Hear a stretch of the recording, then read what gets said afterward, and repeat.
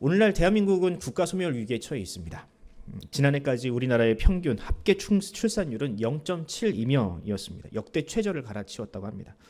4분기 합계 출산율만 산정해 봤을 때는 최초로 0.6명대로 떨어졌다고 합니다. 이런 수치는 세계적으로도 유례가 없는 것으로 오죽하면 미국 뉴욕타임즈가 우리나라를 향해서 흑사병이 확산되던 중세 유럽보다도 더 심각한 상황이다 라고 지적할 정도입니다. 출산율 저하로 인해서 인한 변화는 이미 우리 사회 곳곳에서 일어나고 있습니다. 올해 우리나라 초등학교 중에서 신입생이 없어서 입학식을 못하는 학교가 157개가 있다고 합니다. 이게 교육 인프라가 낙후된 지방에서 일어나는 일이 아니고요. 이 157개 학교 중에는 서울에 있는 학교도 포함됩니다. 최근에 또 서울의 어떤 학교는 학생이 없어가지고 폐교하는 학교가 있었다고 합니다. 여러분, 이게 학교만의 문제가 아닙니다. 인구 감소는 우리나라 산업 전반에 영향을 미치고 있습니다. 최근 손님이 없어서 폐업하는 가게가 줄을 잇고 있고요. 미래가 불투명해서 문을 닫는 폐업하는 회사들이 줄을 잇고 있습니다. 물론 그 중에는 교회도 역시 포함이 됩니다. 요즘 주일학교가 없는 교회가 태반이라는 이야기를 여러분들이 들어보셨을 겁니다. 이렇게 가다가는 향후 20년 안에 대형교회 빼고는 다 문을 닫을 거다라는 전망도 나오고 있는 상황입니다. 그럼 이런 출산율 저하가 우리나라만의 문제인가 하면 그렇지도 않습니다. 우리나라가 좀 심한 편이긴 한데 현재 대부분의 나라들이 이 출산율 저하로 인해서 골머리를 앓고 있다고 합니다. 심지어는 북한 같은 폐쇄적인 국가도 이 출산율이 감소하고 있다고 하니까 어쩌면 혹자들이 이야기하는 것처럼 이 인구 감소와 또한 출산율 감소는 환경오염이라든지 또는 이 자원 고갈로 인한 자연스러운 현상일지도 모르겠습니다. 저는 최근 일어나고 있는 이런 일련의 상황들을 보면서 문득 그런 생각을 한번 해보게 되었습니다. 지금보다 훨씬 더 열악했던 구약시대 때, 특히 이 출애굽 시대에는 어떻게 사람들이 애를 낳고 또한 애를 키웠을까? 먹거리도 부족하고 인프라도 없는 그 사막 한가운데에서 어떻게 이스라엘 사람들은 이 출산과 육아를 포기하지 않을 수 있었을까? 이런 호기심이 발동을 해서 성경에 나오는 인구조사를 제가 한번 수치들을 한번 훑어봤습니다. 민수기에 나오는 1차, 2차 조사, 또 창세기부터 역사서까지 이르는 모든 지표를 제가 한번 훑어봤는데요. 먼저 창세기 마지막 부분을 보면 애굽에 이주한 그 야곱의 가족의 숫자가 나옵니다.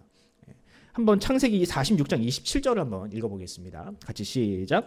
애굽에서 요셉이 낳은 아들은 2명이니 애굽의 사람으로 애굽에 이른 자가 모두 77명이었더라. 70명이었더라. 이게 65명이기도 하다, 75명이다, 다양한 의견이 있지만 어쨌든 70명이라고 생각해 보면 이 70명이 장차 430년이 지나서 몇 명이 될까요? 아마 외우시는 분들은 있을 텐데 민수기의 1차 조사에 의하면 그 숫자가 60만 3,550명입니다. 여기에 어린아이와 여자까지 숫자를 합하면 대략 최소 200만 정도를 헤아리는 어마어마한 숫자로 불어나게 된 겁니다. 그러니까 학자 중에는 이게 말이 안 된다. 어떻게 430년 만에 70명이 200만으로 불어날 수가 있느냐. 이게 말이 되는 수치가 아니다. 그러니까 아마 이것은 그 고대의 셈법과 오늘날의 셈법이 다르기 때문에 나타나는 오해일 것이다 라고 생각하는 학자들도 분명히 있습니다. 근데 여러분들 그렇게 따지면요, 1970년도에 우리나라 합계 출산율이 몇 명인지 아십니까? 무려 4를 넘었습니다. 여자 한 명이 평생 애를 낳는 숫자가 4명이 넘었다는 거예요. 요즘 애들한테 이런 얘기를 하면요 안 믿어요. 말이 되는 숫자라고 얘기하죠. 그 시절에는 형제가 6, 7명씩 되니까. 근데 그게 보통 상식적인 사회였잖아요. 근데 요즘에는 그게 아니라는 거죠. 그리고 제가 좀 더 알아보니까 이것이 아예 불가능한 수치는 아니었습니다.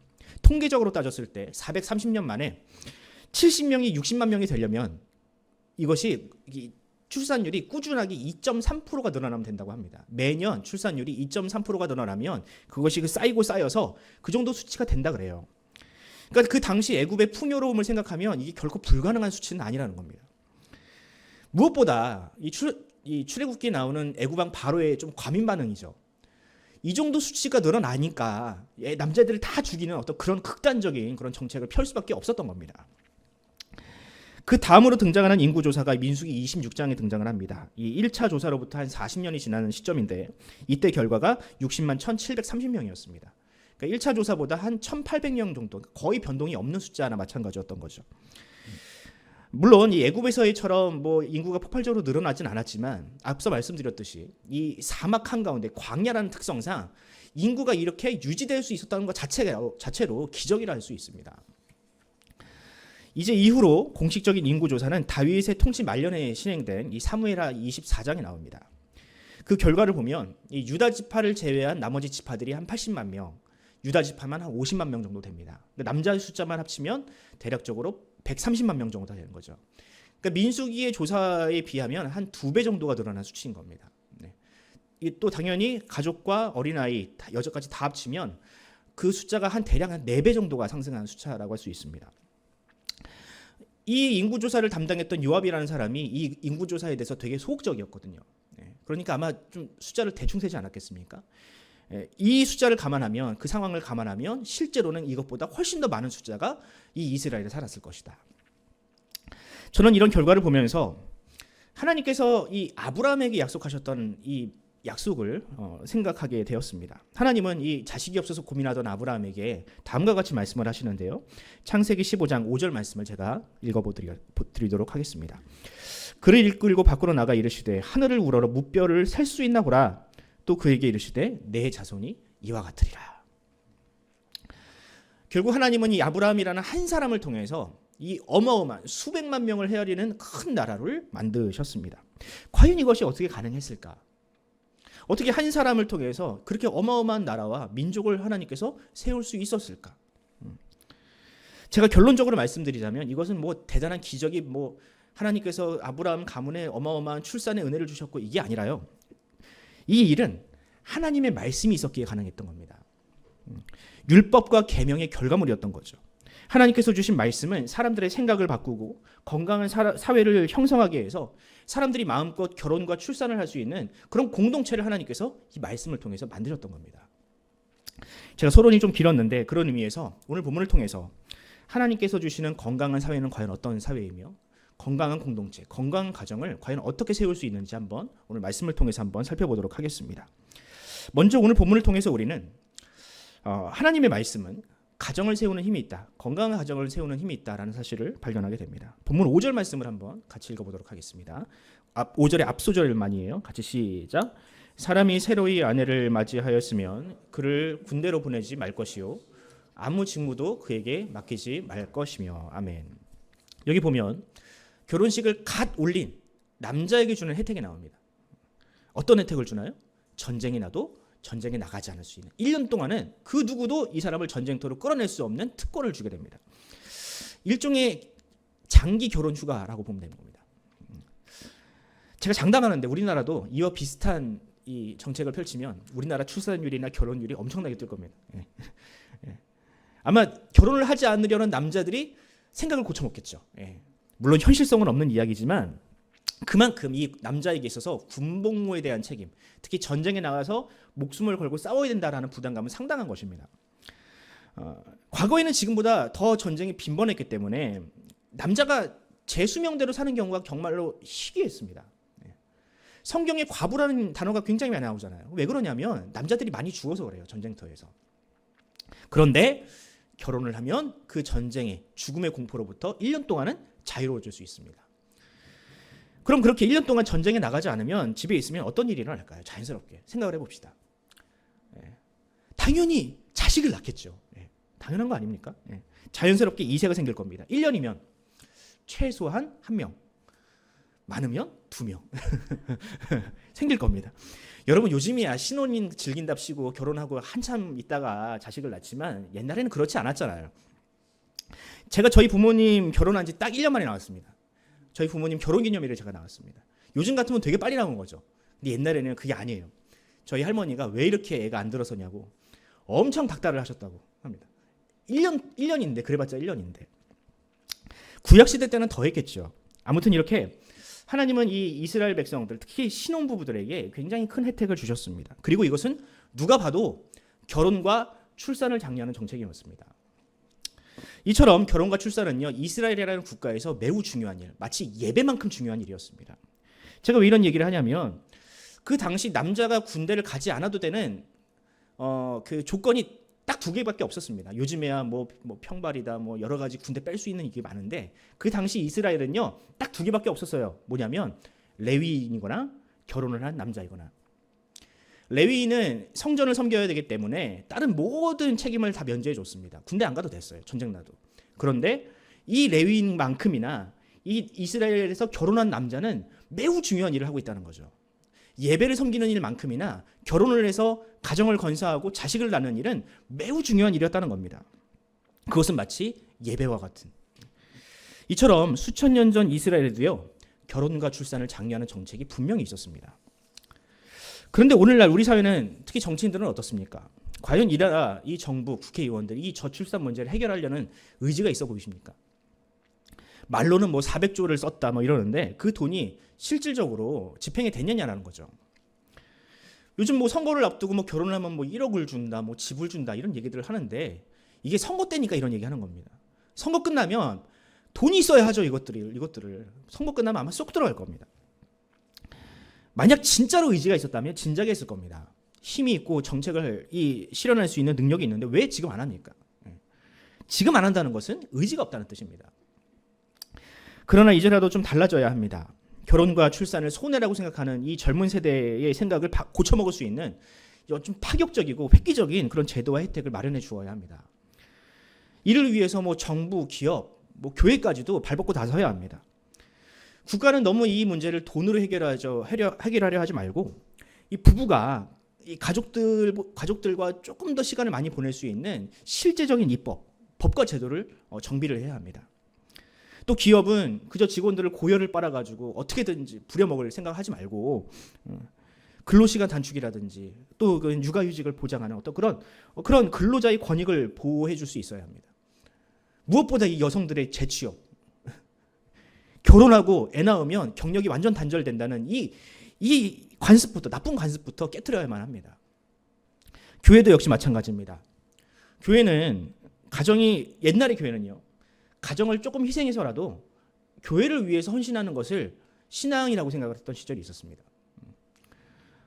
예전에는 거의 매일같이 교회에서 살다시피 했던 시절이 있었어요. 여러분들 다 기억하실 거예요. 그래야 신앙이 좋다는 평가를 받았어요. 그래야 권사도 되고 집사도 됐단 말이에요. 하지만 더 이상 그렇게 가족들의 희생 위에 교회를 세워서는 안 됩니다. 교회는 성도들을 위한 진정한 의미의 울타리가 되어줘야 하고 또한 보금자리이자 또한 디딤돌이 되어줘야 합니다. 그런 의미에서 저는 최근 우리 푸른 사나이 교회에 그런 가족 같은 따뜻함이 좀 생겨나는 것 같아서 참 감사하더라고요. 지난주에 우리 교회 등록하신 한 가정이 있었는데 그 아이 셋 중에 둘이 우리 유초동부 소속이에요. 그래서 이제 이 부모님을 이제 저희 카톡방에 초대를 했죠. 그랬더니 너도 나도 다 환영을 해주는 거예요. 근데 그 환영을 해주면서 하는 말이 푸사의 가족이 된 것을 환영합니다라고 하시더라고요. 누가 시킨 것도 아닌데 자연스럽게 이 말이 나오더라고요. 그래서 저는 우리 교회 교인들이 이제 서로를 가족처럼 여기겠구나 이런 생각을 하니까 참 감사하더라고요. 그렇습니다, 여러분. 교회는 이 척박한 시대 속에서 슬플 때 함께 울어주고 기쁠 때 함께 웃어줄 수 있는 가족이 되어야 합니다. 이것이 바로 이 세상에 하나님께서 교회를 세우신 하나님의 뜻이자 이 시대가 이 세상을 향해서 이 시대를 감당해야 될 사명이라 할 수 있습니다. 바라기는 우리 자녀들이 그렇게 아름다운 꿈, 결혼해서 행복하게 가정을 이루고 자녀들을 낳고 결혼 이후에도 여전히 교회를 다니고 싶은 그런 아름다운 교회가 되기를 간절히 소원합니다. 세상이 법이 하지 못하는 일, 그 법의 빈틈을 메울 수 있는 그런 사명을 우리 교회가 감당하기를 간절히 소원합니다. 두 번째로 우리는 오늘 본문을 통해서 하나님의 말씀은 건강한 공동체를 만드는 힘이 있다. 하나님의 말씀은 건강한 공동체를 만드는 힘이 있다는 사실을 발견하게 됩니다. 5절 후반절을 제가 우리 같이 한번 읽어보도록 하겠습니다. 5절입니다. 시작. 그는 1년 동안 한가하게 집에 있으면서 그가 맞이한 아내를 즐겁게 할지니라. 아멘. 자, 여기 보면 결혼한 남성이 1년 동안 전쟁터에 나가지 않고 뭘 해야 된다 그래요? 아내를 행복하게 해줘야 한다. 네. 아내를 즐겁게 해야 된다. 그런데 여러분, 이 말이 여러분들에게는 전혀 위화감이 없으시죠? 뭐 당연한 거를 뭐 이렇게 써놨나? 그런데 여러분들, 불과 100년, 200년 전만 하더라도 이게 당연한 말이 아니었습니다. 이런 얘기를 하면요, 외계인 취급을 받던 시절이 있었다는 거예요. 우리나라가 특히 그랬죠. 이 조선시대의 통치 철학이었던 유교는요, 특별히 강조했던 게 이제 효와 열이었습니다. 효와 열. 효는 당연히 효도고요. 연려는 특히 여성의 책임이었어요. 그러니까 남자는 부모에게 효도를 하는 것이 마땅하고 여자는 지아비에게 이 순종하고 복종하고 하는 것이 마땅하다라고 가르쳤던 게 유교 이념이었습니다. 심지어는 여러분, 남편이 죽어서도 그 남편을 위해서 살아야 하는 것이 그 당시 조선시대의 여성의 삶이었습니다. 연려라고 부르잖아요. 연료비도 채우고 막 그랬잖아요. 이런 가부장적인 사고방식은 시대를 거슬러 올라가면 올라갈수록 더 심했습니다. 그렇게 수천 년 전 남편이 곧 하늘이다라고 말했던 그 시절에 남편이 아내를 즐겁게 해줘야 된다라고 말하면 당연히 이상한 사람 취급받지 않겠습니까? 무슨 말도 안 되는 얘기냐, 귀신 신라라만 까먹는 소리냐라고 분명히 했을 겁니다. 여러분, 출애굽 시대로부터 한 1000년 정도가 흐른 이 포로기 때 그 시대에는요, 심지어는 아하수에로라는 왕이 그 아내였던 와스디를 이 연회장에 불러냈는데 기분 나쁘다고 안 나왔거든요. 와스디가. 그랬더니 폐위를 시켜버렸어요. 그런 시대였다라는 겁니다. 하지만 하나님 나라는 세상의 나라와 다릅니다.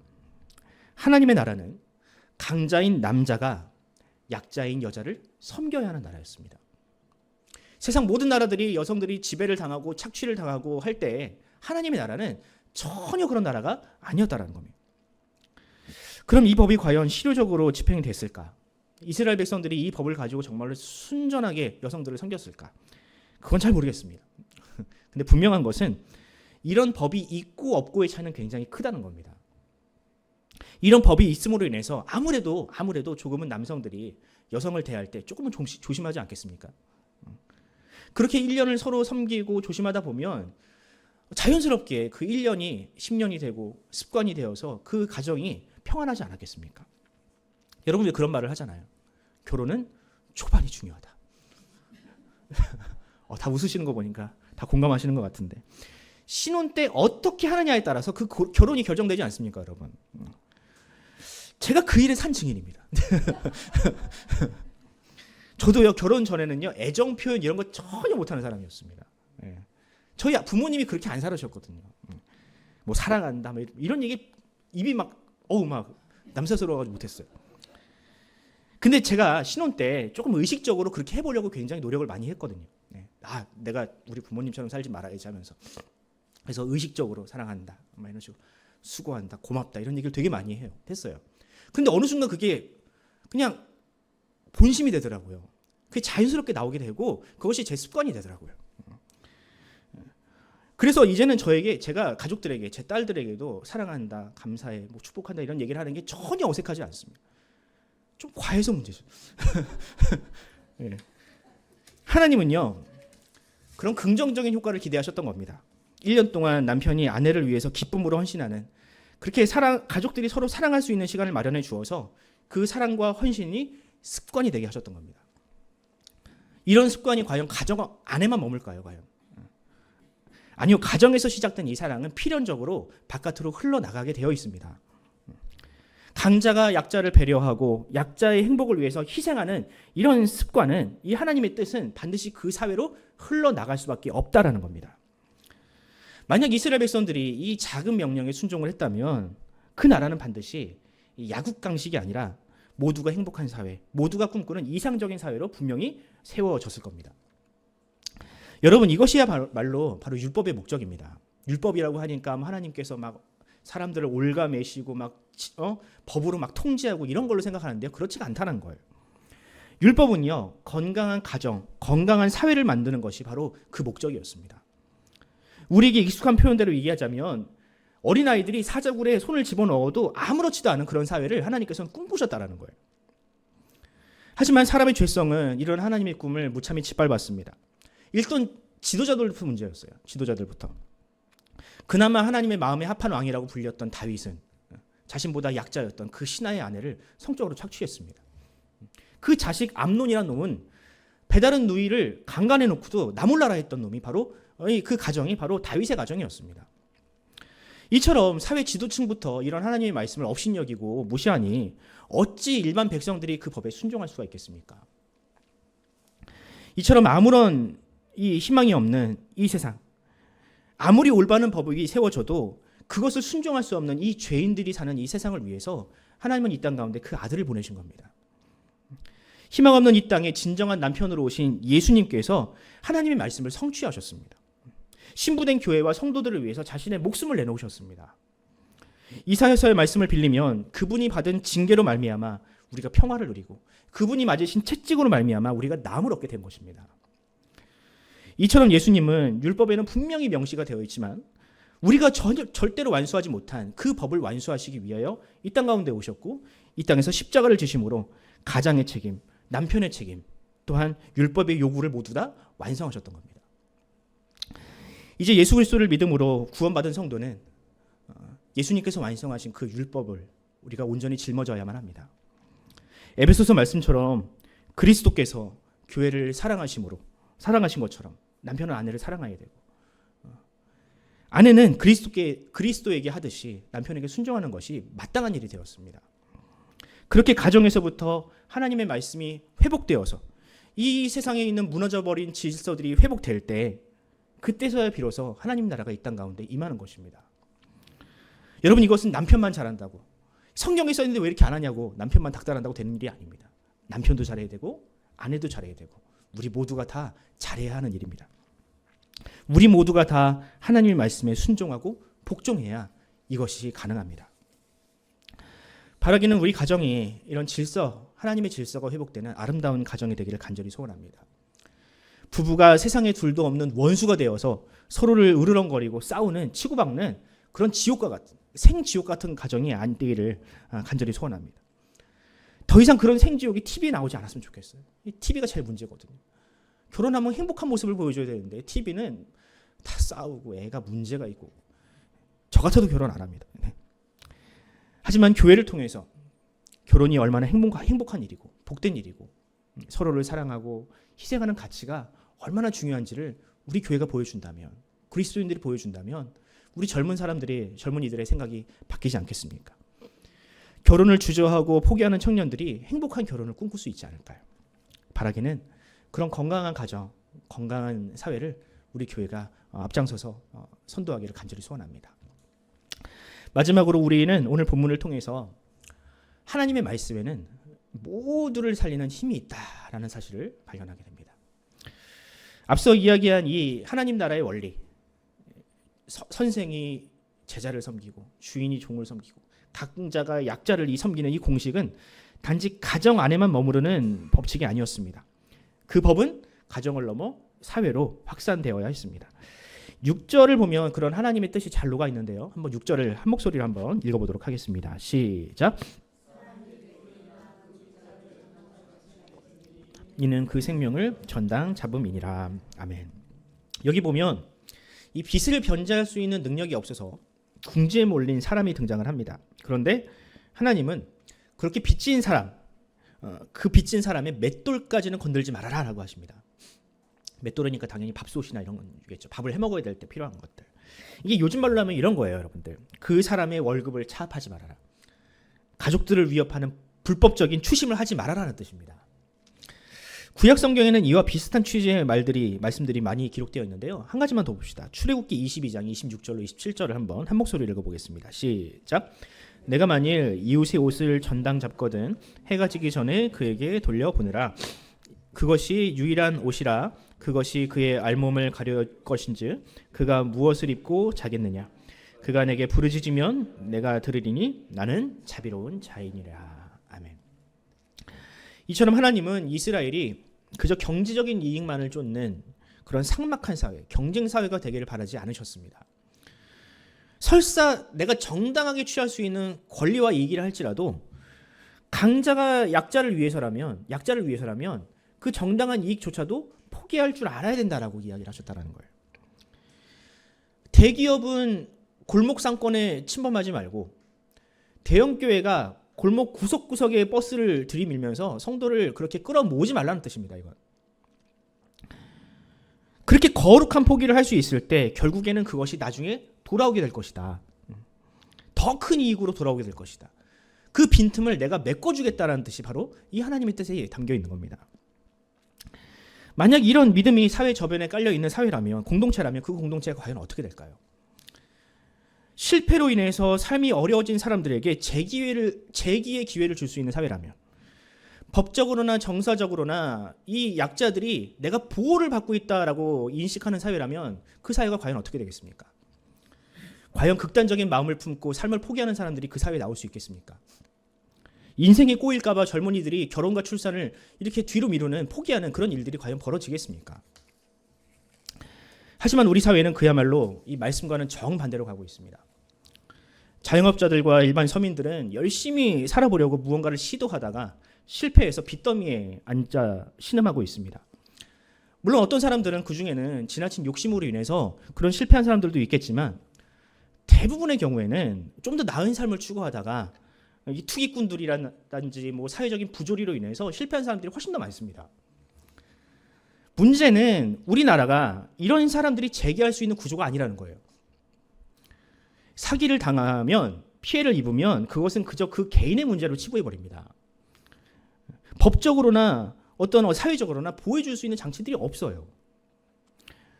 전세 사기를 당했는데 그건 개인의 문제고 네가 바보 같아서 당한 거다라고 그렇게 그냥 방치해버립니다.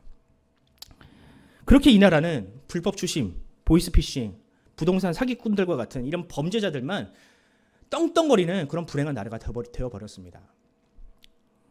이런 불안한 사회, 부조리한 사회에서 누가 결혼을 하고 싶습니까? 누가 자식을 낳고 싶습니까? 내 밥그릇 하나 지키는 것도 버거운 이 나라에서 누가 누구를 과연 믿겠습니까? 결국 이런 불신과 불만이 누구에게 돌아갑니까? 결국 우리 모두에게 돌아옵니다. 지금처럼 젊은이들이 결혼과 출산을 하지 않는 방식으로 경제가 무너져서 물가가 폭등을 하고 모두가 다 가난해지는 방식으로 돌아올 수밖에 없는 겁니다. 제가 요즘 청년들과 이야기를 하다 보면 실제로 그런 이야기를 합니다. 내가 내 부모를 보니 결혼을 못하겠다. 행복해 보이지가 않아서. 남자를 믿을 수가 없고 여자를 믿을 수가 없다. 이런 사회에서 괜히 자식 낳고 내 자식 고생시키고 싶지 않다. 물론 핑계일 수 있는데 실제로 그런 사회이지 않습니까? 부정할 수가 없어요. 오늘날 대한민국의 가장 큰 문제는요, 서로에 대한 신뢰가 무너졌다는 겁니다. 가정에서부터 강자가 약자를 배려하지 않고 사랑하지 않습니다. 자녀들은 부모에게 사랑받지 못하고요, 남편과 아내는 배우자에게 사랑받지 못합니다. 자녀들을 입시로 들들들들 볶으면서 그저 무한 경쟁 속에 집어넣으니 이 사회가 이 지경이 된 겁니다. 그러므로 우리나라가 이 국가 소멸이라는 위기에서 벗어나려면 이런 부정적인 면부터, 분위기부터 바꾸어야 합니다. 돈이 우상이 되어서 사람의 생명조차도 하찮게 여기는 이런 분위기, 냉소적인 분위기, 이것부터 바꿔야 됩니다. 사람이 죽어나가도 아무도 책임지지 않는 이런 지도자들, 부동산과 같은 문제로 인해서 젊은 사람들이 미래를 포기해도 아무런 상황인데도 아무도 이 책임감을 가지지 못하는 이 기성세대들, 우리 같은 기성세대들, 이것부터 반성해야 합니다. 그럼 이런 전환이 과연 어디서부터 일어나야 할 것인가? 어디서부터 바꿔야 될 것인가? 자신의 이익을 추구하게 하는 이 자본주의 시장은요, 일을 하지 못합니다. 돈 많고 힘 있는 사람들에게만 호의적인 이 정치인들에게는요, 도저히 희망이 없습니다. 세상은 그런 변화의 모멘텀, 힘을 가질 수가 없습니다. 죄인이 스스로 구원할 능력이 없는 것처럼 죄인들은, 이 세상은 그 일을 해낼 수 없습니다. 그 일은 사랑의 능력을 알고 있는, 사랑의 가치를 알고 있는 거듭난 하나님의 백성들만이 할 수 있습니다. 물론 제가 이렇게 얘기한다고 교회가 모든 것을 다 할 수 있는 것처럼 말하는 것은 아닙니다. 할 수도 없고요. 근데 우리가 할 수 있는 일이 있습니다. 해야만 하고 할 수 있는 일이 있습니다. 바로 마중물과 같은 역할입니다. 가정에서부터 하나님의 말씀을 가르치고 서로 사랑하고 희생하고 배려하는 그런 마음을 우리가 키워야 합니다. 자녀들에게 그런 선한 능력들을 보여주고 그렇게 사는 것이 성도에게 마땅한 일이라고 우리가 가르쳐야 합니다. 보여줘야 합니다. 그렇게 가까운 사람부터 차근차근 사랑하다 보면, 섬기다 보면 어느새 하나님의 나라가 우리 속에 들어와 있지 않겠습니까? 결혼을 미련한 짓으로 여기는 청년들도 우리의 모습을 보면서 결혼할 만하구나, 행복하구나 라고 생각하지 않을까요? 바라기는 우리 사회가 좀 그렇게 바뀌었으면 좋겠습니다. 지금 당장 100% 획기적으로 돌아설 수 있는 것은 아니겠지만 그래도 우리 안에서라도 사회는 모르겠고요. 뭐 하나님이 하시겠죠. 근데 우리 안에서라도 그런 변화가 좀 일어났으면 좋겠습니다. 청년들은 결혼을 꿈꾸고 자녀와 함께 손을 맞잡고 교회에 오는 이런 아름다운 문화가 교회에 좀 일어났으면 좋겠습니다. 그 일에 저와 여러분들이 마중물이 됩시다. 우리 주님께서 십자가를 지심으로 이 땅에 구원의 마중물, 사랑의 마중물, 섬김의 마중물이 되신 것처럼 우리도 이 시대를 섬기는 마중물이 됩시다. 파멸로 치달아가는 이 시대의 물꼬를 바꾸는 그런 역할을 저와 여러분이 감당하기를 간절히 소원합니다. 이제 말씀을 읽겠습니다. 얼마 전 유튜브에 올린 제 동영상 하나에 이런 댓글 하나가 달렸습니다. 교회는 다니되 헌금은 하지 말자. 좀 삐딱한 거죠. 삐딱한 청년인 거죠. 뭐 청년인지 아닌지 모르겠지만 어쨌든 제 영상에 이런 댓글을 달았으니 아무래도 대댓글을 달아주는 것이 예의지 않겠습니까? 그래서 제가 뭐라고 답변을 했냐면 이렇게 답변을 달았습니다. 그런 마음이라면 교회 오지 마세요. 참 나쁜 목사죠. 어떻게든 그 사람을 설득하고 막 해가지고 교회 오게 만들어야 되는데 그냥 오지 말라 그러니까. 제 이 댓글을 보고 좀 이상했나 봐요. 보통 평범한 반응은 아니잖아요. 그랬더니 다시 댓글을 달더라고요. 꼭 헌금해야 되나요? 제가 그 댓글을 보고 이렇게 대답해 줬습니다. 먼저 좋은 질문 주셔서 감사합니다. 자신의 의지로 형제가 교회를 다니고 있다면 최소한 하나님의 자녀로 살겠다라는 뜻이겠죠. 하나님의 자녀라면 하나님의 뜻에 순종하는 것이 마땅하고요. 하나님의 뜻은 서로 사랑하라는 것입니다. 그런데 그 사랑을 과연 어떻게 증명을 할까요? 헌금은 돈이 아니라 내가 누군가를, 교회를, 공동체를, 이웃을 사랑하고 있다는 증거입니다. 가족을 사랑하기에 가족을 위해서 돈을 써도 그것이 오히려 나에게 기쁨인 것처럼 헌금도 그와 같습니다. 그러므로 내가 하나님의 자녀라는 확신이 있다면 교회를 다니면서 헌금을 절대로 하지 않겠다는 생각은 할 수 없을 겁니다.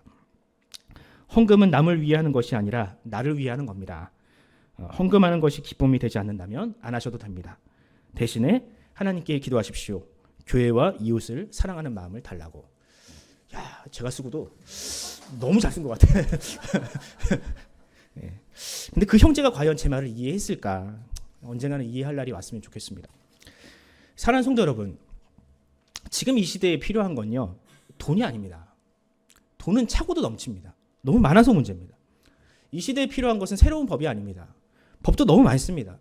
지금 그 법이 흉기처럼 사람을 해치는 흉기처럼, 도구처럼 사람을 찌르고 있습니다.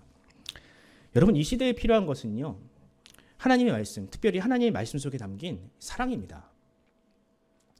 아무리 돈이 많아도 사랑이 없으면 그것은 그저 개인의 욕망을 부추기고 증폭시키는 배설물과 같습니다. 하지만 사랑이 있으면요, 그 돈은 사람을 살리는 도구가 될 수 있습니다. 마찬가지로 법도 사랑이 없으면 그저 사람을 죽이는 도구가 될 뿐입니다. 하지만 사랑이 있으면 그 법으로 말미암아 사람이 살아나고 또한 사람이 희망을 가지는 약한 자를 구하는 디딤돌이 될 수 있습니다. 하나님은 바로 그 사랑을 교회에 맡기신 겁니다. 십자가 사랑, 아낌없이 죽어도 오히려 기쁨이 되는 사랑을 우리 교회에만 맡기셨습니다. 율법은 바로 그 사랑의 핵심입니다. 그저 율법은 우리를 괴롭히고 딱딱하게 만드는 그런 법이 아니라 율법은 곧 사랑 그 자체입니다. 사랑의 법으로 욕심과 이기심에 잠식당한 이 세상을 구원하려는 하나님의 놀라운 사랑이 바로 그 율법 안에 담겨 있다는 겁니다. 그런 의미에서 저는 교회가 그 사랑을 나누는 일종의 물류센터가 아닐까라는 생각을 해보게 됩니다. 마치 우리가 쿠팡에서 주문을 하면 각 지역에 있는 물류 창고에서 이 물건을 가져다가 우리 쿠팡맨들이 열심히 그 물건을 나눠주지 않습니까?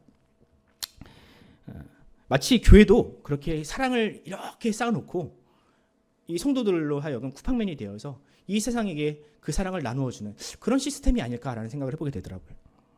근데 여러분, 만약에 이 물류센터에 물건이 떨어지면 어떻게 합니까? 큰일 나는 거잖아요. 그 사랑을 배송할 수가 없겠지요. 그래서 하나님께서는 특별히 형제를 사랑하라고 그렇게 말씀하셨나 봐요. 무작정 그저 이웃 사랑하라가 아니라 먼저 우리 안에 그 사랑을 키워라. 형제를 사랑하라 라고 말씀하셨던 것 같습니다. 우리끼리도 사랑하지 않는데 어떻게 우리가 그 바깥으로 이웃에게 그 사랑을 흘려보낼 수가 있겠습니까? 그러므로 먼저 우리 안에 그 사랑을 좀 회복했으면 좋겠습니다. 교회부터 이 사랑을 연습하고 회복해야만 합니다. 그리고 우리가 이렇게 차곡차곡 쌓인 그 사랑을 가지고 우리가 세상에게 나눠줄 수 있겠죠. 그러므로 우리 교회가 이 푸른 사랑의 교회라는 이름에 걸맞는 그런 사랑을 했으면 좋겠습니다. 이 강동 땅에, 이 지구촌에 우리의 사랑을 필요로 하는 그런 사람들에게 그 사랑을 나누어주는 거룩한 물류창고, 사랑창고가 되기를 간절히 소원합니다.